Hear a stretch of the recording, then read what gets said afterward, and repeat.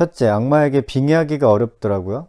저는 이 책을 읽으면서 역시 C.S. 루이스 하고 생각했습니다.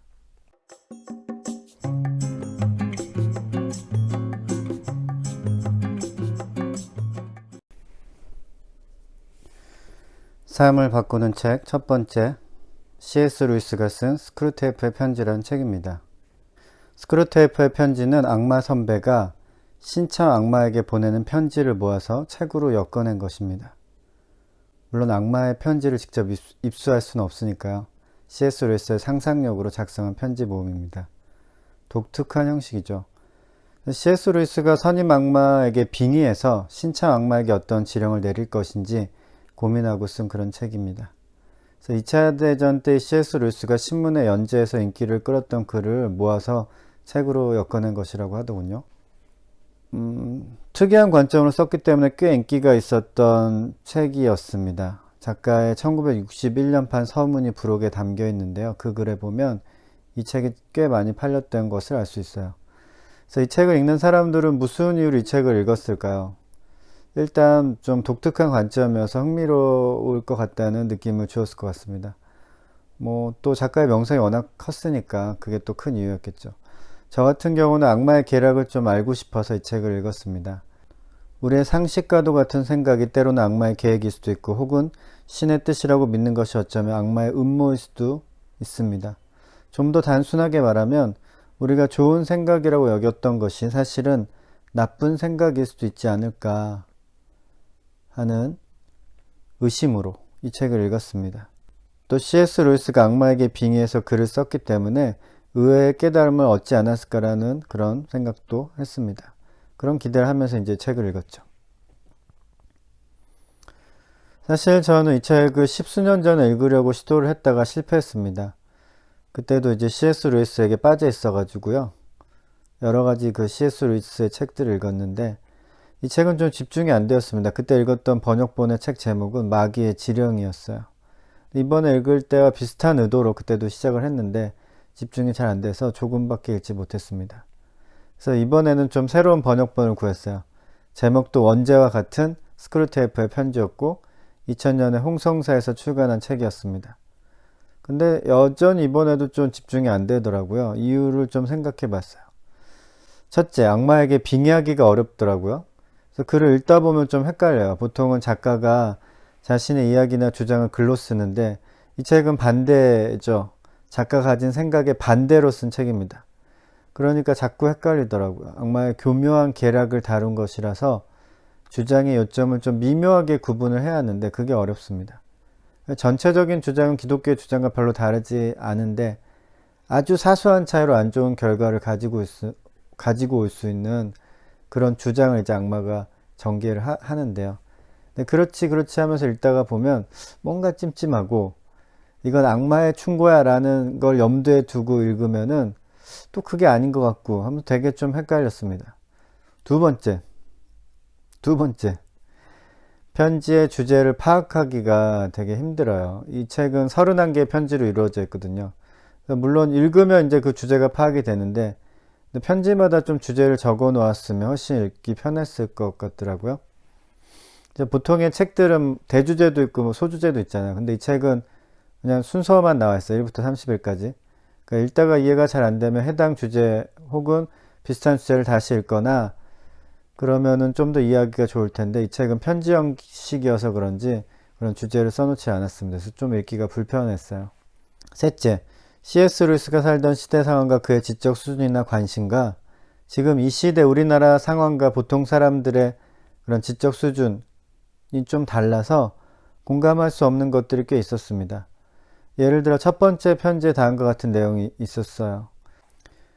꼭 한 가지만 명심해 두거라. 기독교에 대해 방어를 하겠답시고 과학을 활용하려 들면 절대 안 된다는 사실 말이다. 과학은 결국 내 환자, 여기서 환자는 이제 막 개종한 그리스도인을 의미합니다. 마귀의 공격 대상이죠. 과학은 결국 내 환자를 부추겨 손으로 만질 수 없고 눈으로 볼 수 없는 것들을 사색하게 만들고 말 게다. 현대 물리학자들 가운데 그런 애석한 사례가 많이 있었지. 그 당시에 그러니까 1940년을 전후로 해서 사람들이 과학에 대해 가진 상식이 어느 정도였는지 알려주는 대목이죠. 그래서 고전 물리학을 넘어서는 양자 물리학이 알려지고 사람들은 눈에 보이지 않는 세계에 대해서 생각하고 토론하는 그런 시대 분위기가 있었던 것 같습니다. 그래서 유물론 따위로는 기독교인이 되는 것을 막을 수 없다는 악마의 충고를 쓰고 있는데 지금은 오히려 아니죠. 많은 사람들은 다시 유물론적 과학이 진짜 과학이라고 생각하는 것 같습니다. 그 당시에는 아인슈타인을 비롯한 유명한 물리학자들이 많이 있어서 그런지 물리학에 사람들이 관심이 많았던 것 같아요. 그런데 지금은 오히려 유물론이 성행하고 있고 오히려 20세기 초중반보다 더 유행하고 있는 것 같습니다. 우리가 잘 알고 있는 스티븐 호킹의 리처드 도킨스 같은 학자들도 다 사실은 유물론자입니다. 그래서 많은 사람이 읽는 책이고 베스트셀러, 스테디셀러인데 너무 좀 나쁜 말만 많이 했는데요. 명성에 비해서 좀 아쉬운 점이 있다는 것이고요. 사실 C.S. 루이스답다고 생각되는 풍자와 해악이 넘치는 비유와 설명을 볼 수 있습니다. 한 가지 예를 들어보죠. 책에 나온 내용입니다. 현재 우리의 가장 큰 협력자 중에 하나는 바로 교회다. 오해는 말도록. 내 환자의 눈에 보이는 것이라곤 신축 부지에 반쯤 짓담한 듯 서있는 싸구려 고딕 건물뿐이야. 그나마 안으로 들어가면 동네 가게 주인이 아첨하는 표정으로 뜻도 모를 기도문이 적힌 반들반들한 소책자 한 권, 엉터리로 변조된 저질 종교시가 깨알처럼 박혀있는 낡아빠진 소책자 한 권을 내밀며 떠들어대는 모습과 마주치기 십상이고, 또 자리를 찾아 앉은 뒤 주위를 둘러보면 이제껏 되도록 얼굴 마주치지 않고 살려고 애써왔던 이웃들만 어쩌면 그렇게 골라서 앉아있는지. 넌 그런 이웃들을 잘 이용해야 한다. 그럴 때 그리스도의 몸 따위의 표현들과 바로 옆자리에 앉아있는 사람의 실제 얼굴 사이에서 환자를 오락가락 헷갈리게 만들라고. 네, 여기까지입니다.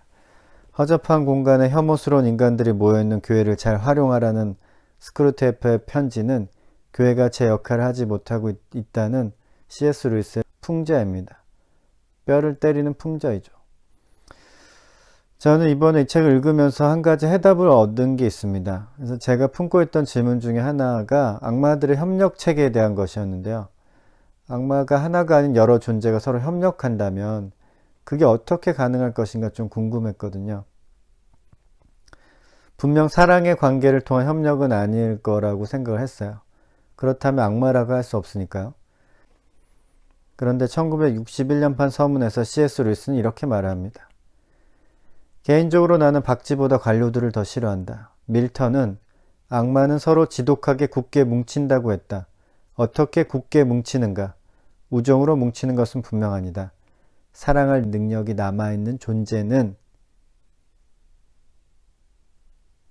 악마가 아니기 때문이다. 나의 상징은 이 점에서도 유용해 보였다. 나는 이 상징 덕분에 지상에 있는 지옥의 유사물로서 두려움과 탐욕으로만 똘똘 뭉친 관료 사회를 그려낼 수 있었다. 겉으로는 통상적으로 서로 정중하게 대한다. 상관을 무례하게 대하는 것은 분명한 자살행위이며 동료를 무례하게 대하는 것은 방심한 틈을 타 그의 허를 찌를 기회를 놓치게 만드는 길이기 때문이다. 전 조직체를 움직이는 원리는 먹느냐 먹히느냐이다. 악마가 어떻게 서로 단결할 수 있는가에 대한 C.S. 루이스의 답변입니다. 아주 그럴듯한 설명이라고 생각이 들었어요. 그리고 더불어 2019년 후반과 2020년 초반 대한민국의 어떤 조직이 생각이 났습니다. 왜들 그렇게 똘똘 뭉치는가에 대해서 좀 더 이해할 수 있게 되었습니다. 여러 가지 아쉬운 점들도 있고 독특한 관점이기 때문에 헷갈리는 부분이 있기도 했지만 저는 이 책을 읽으면서 역시 C.S. 루이스 하고 생각했습니다. 삶을 바꾸는 책, C.S. 루이스가 쓴 스크루테이프의 편지.